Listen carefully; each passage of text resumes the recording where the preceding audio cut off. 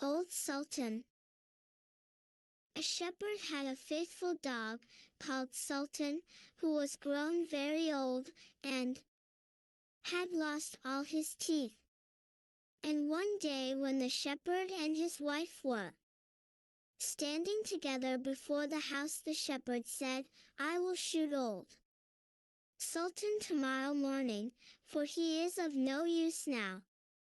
But his wife said, "Pray let the poor faithful creature live, he has served us well a great many years, and we ought to give him a livelihood for the rest of his days." "But what can we do with him?" said the shepherd. "He has not a tooth in his head, and the thieves don't care for him at all, to be sure. He has served us, but then he did it to earn his livelihood. Tomorrow shall be his last day, depend upon it."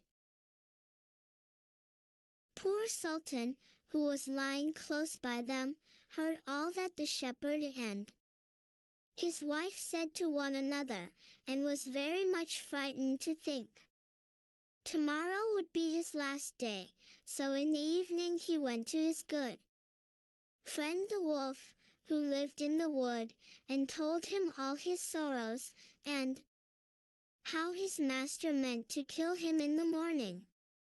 "Make yourself easy," said the wolf, "I will give you some good advice. Your master, you know, goes out every morning very early with his wife into the field, and they take their little child with them, and lay it down behind the hedge in the shade while they are at work.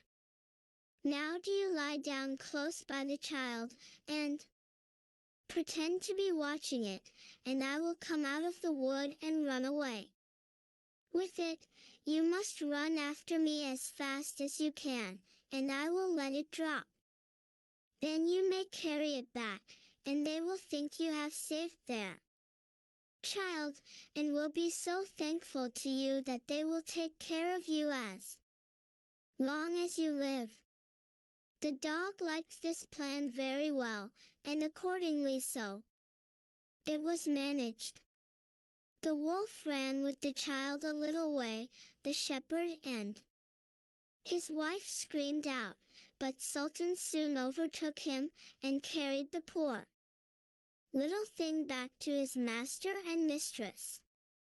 Then the shepherd patted him on the head, and said, "Old Sultan has saved our child from the wolf, and therefore he shall live and be well taken care of, and have plenty to eat. Wife, go home, and give him a good dinner, and let him have my old cushion to sleep on as long as he lives." So from this time forward Sultan had all that he could wish for. Soon afterwards the wolf came and wished him joy, and said, "Now, my good fellow, you must tell no tales, but turn your head the other way when I want to taste one of the old shepherd's fine fat sheep." "No," said the Sultan, "I will be true to my master." However, the wolf thought he was in joke, and came one night to get a dainty morsel. But Sultan had told his master what the wolf meant to do, so he laid wait for him behind the barn door, and when the wolf was busy looking out for a good fat sheep, he had a stout cudgel laid about his back, that combed his locks for him finely. Then the wolf was very angry, and called Sultan an old rogue, and swore he would have his revenge. So the next morning the wolf sent the boar to challenge Sultan to come into the wood to fight the matter. Now Sultan had nobody he could ask to be his second but the shepherd's old three-legged cat, so he took her with him, and as the poor thing limped along with some trouble, she stuck up her tail straight in the air.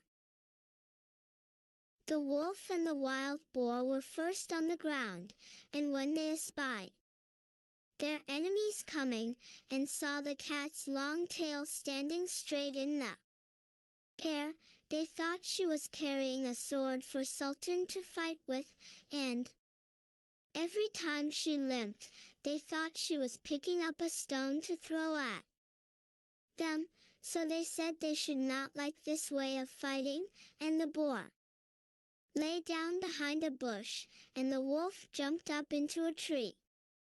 Sultan and the cat soon came up, and looked about and wondered that no one was there. The boar, however, had not quite hidden himself, for his ears stuck out of the bush, and when he shook one of them a little, the cat, seeing something move, and thinking it was a mouse, sprang upon it, and bit and scratched it, so that the boar jumped up and grunted, and ran away, roaring out, "Look up in the tree, there sits the one who is to blame." So they looked up, and espied the wolf sitting amongst the branches, and they called him a cowardly rascal, and would not suffer him to come down till he was heartily ashamed of himself, and had promised to be good friends again with old Sultan.